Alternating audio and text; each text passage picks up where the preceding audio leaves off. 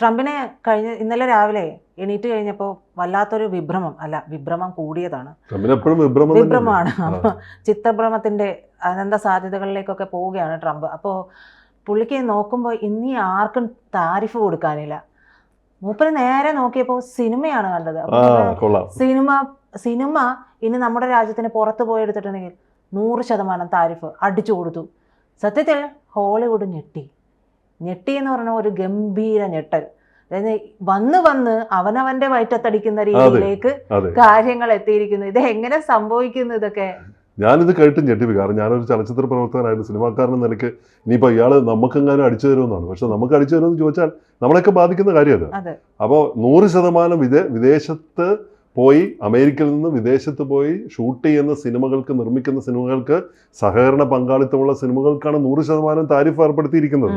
സ്വന്തം നിർമ്മാതാക്കൾക്ക് അവർക്കൊക്കെ ടൈഅപ്പുകളുണ്ട്, അവർക്കൊക്കെ സഹകരണങ്ങളുണ്ട്, അവർക്കൊക്കെ വിതരണ ശൃംഖലകളുണ്ട് ലോകമെമ്പാടും ആയിട്ട്.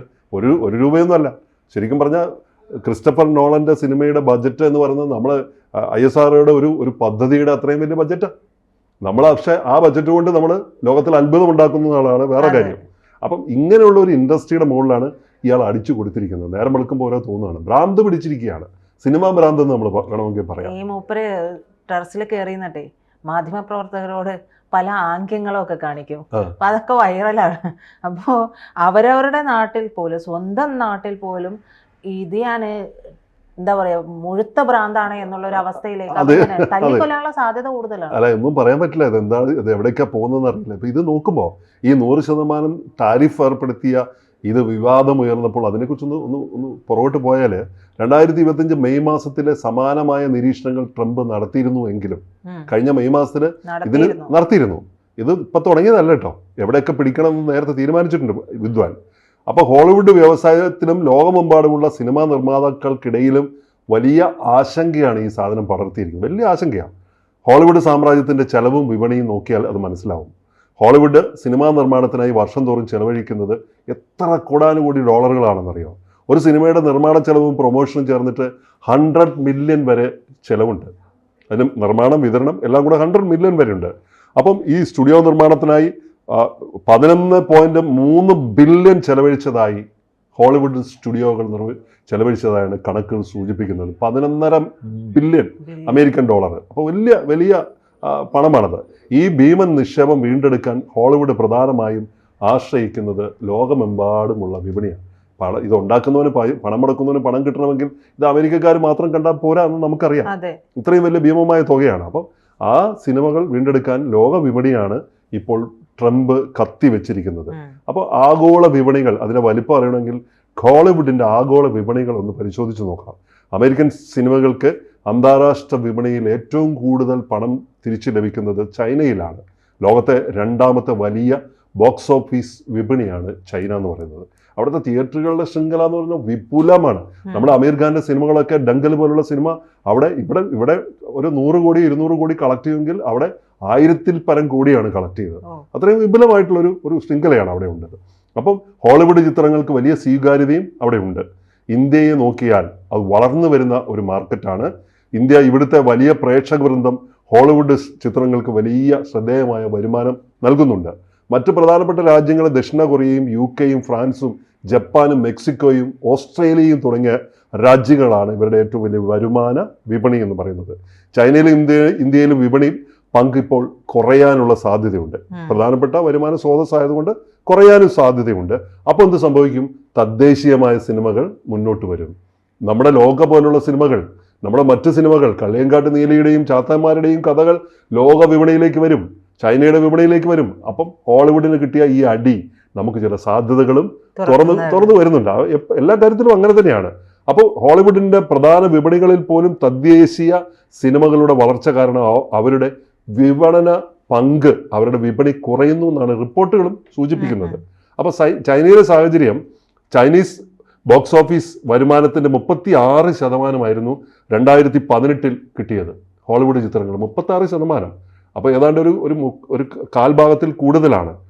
എന്നാൽ 2024 ആയപ്പോഴേക്കും ഇത് 14% കുറഞ്ഞു. എന്ന് വെച്ചാൽ പ്രാദേശിക സിനിമകൾ മേൽക്കോയ്മ നേടി അവിടെ. ഇന്ത്യയിലെ സാഹചര്യം 2024 ബോക്സ് ഓഫീസ് വരുമാനത്തിൻ്റെ 90% സംഭാവന ചെയ്തത് തദ്ദേശീയ സ്വദേശി ഇന്ത്യൻ സിനിമകളാണ്. നമുക്കറിയാം കൃത്യം കാര്യങ്ങൾ. നമ്മുടെ സിനിമ, നമ്മുടെ ഭാഷയുടെ വൈവിധ്യം, എത്ര ഭാഷകളാണ്. ഇവിടെയാണ് മലയാള സിനിമ തലയുയർത്തി വാനോളം നിൽക്കുന്നത്. നമ്മുടെ സിനിമ ലോകം മുഴുവൻ കാണുന്നു എന്ന് പറയുന്ന ഒരു അവസ്ഥയിലേക്ക് വന്നിരിക്കുന്നു. OTT പ്ലാറ്റ്ഫോമുകളിൽ സായിപ്പിരുന്ന് കാണുന്നു. ദൃശ്യം പോലുള്ള സിനിമകൾ അവിടെ മൊഴിമാറ്റം നടത്തിയിട്ട് ചൈനയിലേക്കും മറ്റു ഭാഷകളിലേക്കും മൊഴിമാറ്റം നടത്തുന്നു എന്ന് പറയുമ്പോൾ ആ തദ്ദേശീയ സ്വാധീനം അന്താരാഷ്ട്ര തലങ്ങളിലേക്ക് ഉയരുന്ന കാഴ്ച നമുക്ക് കാണാം. അപ്പോൾ ഹോളിവുഡ് ഉൾപ്പെടെയുള്ള വിദേശ സിനിമകൾക്ക് 10 മുതൽ 12% മാത്രമാണ് ഇവിടെ വിപണി വിഹിതം നേടാൻ സാധിക്കുന്നത്. അപ്പം നിയമപരമായ ചോദ്യങ്ങളും പ്രായോഗികമായ വെല്ലുവിളിയും ഉയർത്തുന്നുണ്ട്. എന്താണ് ഈ പ്രഖ്യാപനത്തിന് നിലവിൽ നിയമപരമായ അടിസ്ഥാനമോ ഇത് നടപ്പാക്കാൻ പദ്ധതിയുടെ വിശദാംശങ്ങളോ ഒന്നും വ്യക്തമല്ല. പുള്ളി ഇങ്ങനെ കറക്കി കുത്തിയിട്ട് ഒരു ദിവസം പെട്ടെന്ന് നേരം എടുത്തപ്പം 100% താരിഫ് ഹോളിവുഡിന് എന്നൊക്കെ പറഞ്ഞിരിക്കുകയാണ്. അപ്പോൾ ഇത് സേവനമോ വസ്തുവോ എന്ന നിലയ്ക്കുള്ള ഒരു ചർച്ചയുണ്ട്. സിനിമകൾ ഭൗതികമായി ഇറക്കുമതി ചെയ്യുന്ന വസ്തുക്കൾ അല്ല എന്നും മറിച്ച് സർവീസ് രൂപത്തിലുള്ള പ്രൊഡക്ഷൻ പ്രവർത്തനങ്ങളാണ് എന്നുമാണ് ഒരു വിലയിരുത്തൽ. അതുകൊണ്ട് തന്നെ സാധാരണ ഇറക്കുമതി നിയമങ്ങൾ എങ്ങനെയാണ് ഇതിന് ബാധകമാവുക എന്നതാണ് ചോദ്യം. അപ്പം ഡിജിറ്റൽ വിതരണം വലിയൊരു ഏരിയയാണ്. ഇൻ്റർനെറ്റ് വഴിയും സ്ട്രീമിംഗ് പ്ലാറ്റ്ഫോമുകൾ വഴിയുള്ള സിനിമകൾ കൂടുതലും വിതരണം ചെയ്യപ്പെടുന്നത് ഈ സാഹചര്യത്തിൽ ഇറക്കുമതി നികുതി അതിനെ എങ്ങനെ നിയന്ത്രിക്കപ്പെടുമെന്ന ചോദ്യമുണ്ട്. കാരണം നെറ്റ്ഫ്ലിക്സ് ഒക്കെ പോലുള്ള വലിയ കമ്പനികൾ എന്തായിരിക്കും ഇതിൻ്റെ അവരുടെ ഭാവി എന്ന് പറയുന്നത് വലിയ ഭീമന്മാരാണ് അവർ എൻ്റർടൈൻമെൻറ്റ് ഇൻഡസ്ട്രിയിലെ. അപ്പോൾ കൂട്ടുനിർമ്മാണങ്ങൾ, കോർപ്പറേഷൻ, അമേരിക്കൻ കമ്പനികൾ വിദേശ കമ്പനികളുമായി സഹകരിച്ചുകൊണ്ട് ഒട്ടനവധി സിനിമകൾ നിർമ്മിക്കുന്നുണ്ട്. അപ്പോൾ അവരുടെയൊക്കെ കാര്യങ്ങൾ എന്താവും? അവിടെയൊക്കെ വലിയ നിക്ഷേപങ്ങൾ നടത്തിയിട്ടുണ്ട്. അതിനൊക്കെ ഇങ്ങനെ നികുതി ഏർപ്പെടുത്തിയാൽ എന്താവും അവരുടെ? അപ്പോൾ അവിടെ നിൽക്കുന്ന ഈ വിദേശ രാജ്യങ്ങളിൽ നിന്ന് ലഭിക്കുന്ന നികുതി ഇളവുകളുണ്ട്. ഇതുകൊണ്ടാണ് ഇവരെ അട്രാക്റ്റ് ചെയ്യുന്നത്.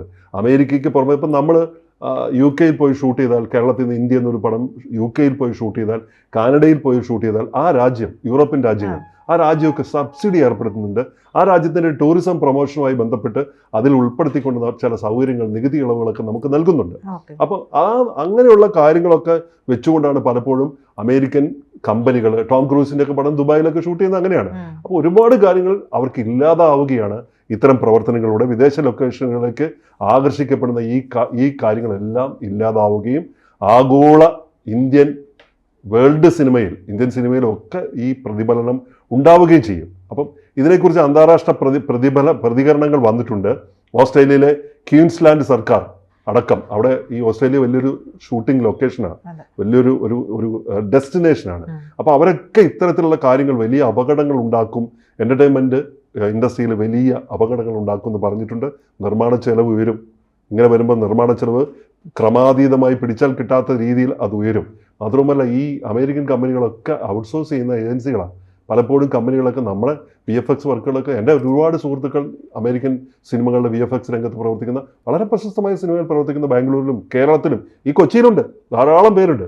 അവരൊക്കെ ക്രിസ്റ്റഫർ നോളൻ്റെ കൂടെ വർക്ക് ചെയ്യുന്ന ആളുകളാണ്. അത് ഡയറക്റ്റായിട്ട് അല്ലെങ്കിൽ ഇൻഡയറക്റ്റ്ലി അങ്ങനെ വർക്ക് ചെയ്യുന്നുണ്ട്. ഔട്ട്സോഴ്സിങ് ഏജൻസികളുണ്ട്. അപ്പോൾ അങ്ങനെ ചെയ്യുന്ന ആളുകളൊക്കെ ഇത് ബാധിക്കും. അതിനൊക്കെ തടയിടുകയാണ്. അപ്പം ഇങ്ങനെ വരുമ്പോൾ ഒരു അവസരം നമുക്ക് തുറന്നു കിട്ടുന്നുണ്ട്, വലിയൊരു അവസരം. നമ്മളെ എൻ്റർടൈൻമെൻറ്റ് ഇൻഡസ്ട്രി എന്ന് പറഞ്ഞാൽ നമ്മുടെ കലയിലൂടെയുള്ള, നമ്മൾ ഭക്ഷണത്തിലൂടെ ലോകത്തെ കീഴടക്കുന്ന പോലെ തന്നെ ഭാരതം എൻ്റർടൈൻമെൻറ്റിലൂടെ ലോകത്തെ കീഴടക്കുന്നു. ഇപ്പോൾ റഷ്യയിൽ അവരുടെ ഏറ്റവും പ്രിയപ്പെട്ട ഒന്നാണ് എൻ്റർടൈൻമെൻറ്റ് നമ്മൾ ഇന്ത്യൻ സിനിമകൾ. അവർക്ക് വലിയ കാര്യം. രാജ്കുമാർ അവരുടെ ഏറ്റവും മെറന ജോക്കർ എന്ന് പറഞ്ഞ സിനിമയിലെ പാട്ടുകളും ഒക്കെ, ആവാരാഹും എന്ന് പറഞ്ഞൊരു പാട്ടൊക്കെ റഷ്യക്കാരുടെ ഏറ്റവും പ്രിയപ്പെട്ട പാട്ടുകളാണ്. അപ്പോൾ സിനിമയിലൂടെ ലോകം ഭാരതം കീഴടക്കാനുള്ള ഒരു നല്ല സുന്ദര അസുലഭ സന്ദർഭമാണ് നമുക്ക് കൈവന്നിട്ടുള്ളത്. അപ്പോൾ വൈറ്റ് ഹൗസ് ഇതിൽ ഔദ്യോഗികമായ നിലപാടൊന്നും സ്വീകരിച്ചിട്ടില്ല, പറഞ്ഞിട്ടില്ല, ഒന്നുമില്ല, തീർച്ചയില്ല ഒക്കെ പറയുന്നുണ്ട്. ട്രംപ് പറഞ്ഞു, അതിനെക്കുറിച്ച് വിശദാംശങ്ങൾ പറഞ്ഞിട്ടില്ലെങ്കിലും ഇതിനെക്കുറിച്ച് അവസാനം നമ്മളിതിൻ്റെ ഒരു കൺക്ലൂഷനിലേക്ക് വരുമ്പോൾ റൊണാൾഡ് ട്രംപിൻ്റെ ഈ 100% പ്രഖ്യാപനം നിയമപരമായി ഇതിന് യാതൊരുവിധ ഉറപ്പുമില്ലാത്ത, നടപ്പാക്കാൻ വളരെ പ്രയാസമുള്ള സങ്കീർണമായ ഒന്നാണെന്നാണ് കാണുന്നത്. ആ ഒരു ഇൻഡസ്ട്രിയിലുള്ളവരൊക്കെയും ഈ പ്രസിഡന്റ് നേരെ തിരിയുന്ന ഒരു സാഹചര്യം, ചെറിയ ആൾക്കാരും അല്ല. ഇത്ര 13 ബില്യൺ എന്നല്ലേ പറഞ്ഞത്, അത്രയും ബില്യണിന്റെ ഒരു ഇൻഡസ്ട്രി, ആ ഇൻഡസ്ട്രിയെ തകർച്ചയിലേക്ക് കൊണ്ടുപോകാനായിട്ട് ഈ ഒരൊറ്റ പ്രഖ്യാപനം മതി. ഒരാളുടെ ഒരു വാക്കിന് എത്രത്തോളം ആഘാതം ഉണ്ടാക്കാൻ കഴിയും എന്നുള്ളത്. അമേരിക്കൻ സിനിമാ വ്യവസായം കാലാകാലങ്ങളായിട്ട് ലോകത്തിന് കൊടുത്തുകൊണ്ടിരിക്കുന്ന അവരുടെ സന്ദേശങ്ങളുണ്ട്. നമ്മളൊക്കെ ലോകത്തുള്ള എല്ലാ ഫിലിം മേക്കേഴ്സും ഹോളിവുഡ് സിനിമകളെ പോലെ അനുകരിച്ചുകൊണ്ട്, അതുപോലെ ടെക്നിക്കൽ ക്വാളിറ്റിയുള്ള സിനിമകൾ ഉണ്ടാക്കണമെന്ന് ആഗ്രഹിക്കുന്ന ആളുകളാണ്.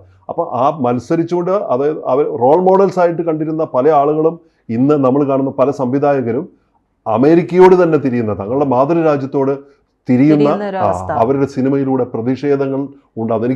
ഞാനിതിനെ വിലയിരുത്തുന്നത് ഒരു പക്ഷേ അമേരിക്കൻ സിനിമയുടെ മേക്കിംഗ് രീതി തന്നെ മാറുമെന്നാണ്. പ്രതിഷേധം ഇറാനിലൊക്കെ സംഭവിക്കുന്ന പോലെ അവിടുത്തെ സർക്കാരുകൾക്കെതിരായിട്ട് മറ്റു രാജ്യങ്ങളിൽ സംഭവിക്കുന്നത് പോലെ സർക്കാരുകൾക്ക് എതിരായി സിനിമകൾ ചെയ്യുന്ന രാജ്യങ്ങൾ. അപ്പം ഇതേപോലെ തങ്ങളുടെ സിനിമയിലൂടെ പ്രതിഷേധ സ്വരങ്ങൾ ഉയരുകയും അത് വലിയ കാലാകാലം കിടക്കും. അത് മാത്രമല്ല, അമേരിക്കയെ പിന്നോട്ടടിക്കുകയല്ലേ, മുന്നോട്ട് നടക്കേണ്ട അമേരിക്കയാണ്. അപ്പൊ ലോക ഭീമൻ എന്നൊക്കെ പറഞ്ഞു നിൽക്കുകയാണ്.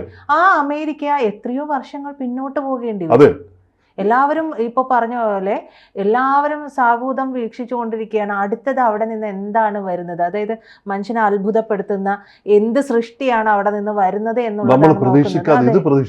അതെ, അപ്പോഴാണ് ഇത്തരത്തിൽ ഒരു പത്തിക്കടി എന്ന് പറയുന്നത് പോലെ ആ ഒരു വ്യവസായത്തെ മുഴുവൻ ഇല്ലാതെയാക്കുന്ന രീതി. നമ്മുടെ ഇവിടെയൊക്കെ ഈ ഒരു ഇൻഡസ്ട്രി വളർത്തിക്കൊണ്ട് വരാനായിട്ട് എല്ലാ തരത്തിലുമുള്ള ഒരു പിന്തുണ നൽകുന്ന ഒരു രാജ്യമാണ് സർക്കാർ. ഇപ്പൊ കേരള ഗവൺമെന്റ് അത് വ്യവസായമായിട്ട് അംഗീകരിക്കാൻ പോവുകയാണ്. അപ്പൊ ആ ഒരു രീതിയിലേക്ക് നമ്മുടെ ഒരു രാജ്യം, നമ്മുടെ സംസ്ഥാനം പോലും മാറിക്കൊണ്ടിരിക്കുന്ന സമയത്ത് നേരെ തിരിച്ച് വലിയൊരു കലയുടെ കഴുത്തിന് സെൻസർ എന്ന് പറയുന്നത് ബിസിനസിനെ ബാധിക്കുന്ന സങ്കീർണം തന്നെയാണ് ഈ നീക്കം.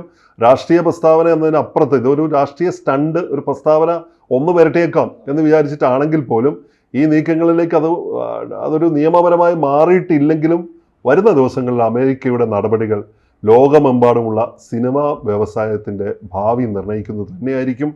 ഇത് റിഫ്ലക്റ്റ് ചെയ്യും.